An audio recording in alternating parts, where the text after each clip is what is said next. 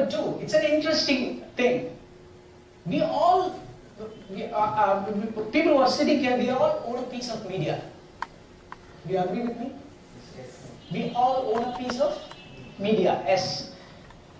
See, earlier, if you notice, as marketers, we had huge control over marketing when all those social media, YouTube and all those things didn't exist.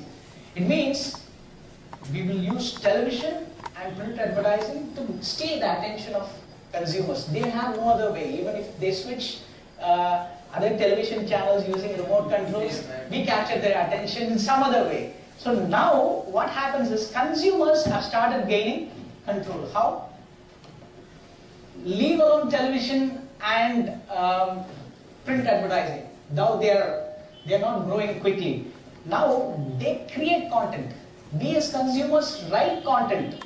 We use social media. We even, as you rightly said, what is very important for us as a consumer, we lack patience. YouTube is solving that problem. You don't have to watch 30-minute content in a traditional way. You can even skip it and watch. This provision you don't have in television. So we as consumers have full control as to what we have to consume, when we have to consume, how we have to consume. But I've asked you to wear another hat. So how we are adopting this mindset as a business owner? Just think about it. Entry barrier to communicate is zero. Even with 500 rupees in our hand, we can start advertising today. That is one of the main advantage. But as a business owner, we all know all these things, but we have to fully grasp and go ahead and implement, as you rightly said. But the main reason why advertising is facing a slow death is because, as a rule, we all know, if the volume goes up, effectiveness comes down. Everywhere, if you notice, there is advertising. That is one of the prime reasons why advertising is failing. Because advertisers tend to steal attention from us. We don't believe in advertising, right? How many of us believe in advertising fully? Advertising doesn't build credibility, right? So this is another interesting survey done by Gallup. World's Most Trusted Professionals 2018. Where marketers are there.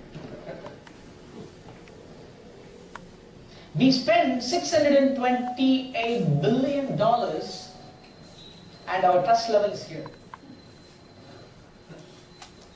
Why? Because people don't trust advertising at all. In this social media world, people believe in people. We don't believe any brands. Let me be very honest, I am a marketer. Okay, I am saying this. People don't believe in conventional advertising and in brand communication.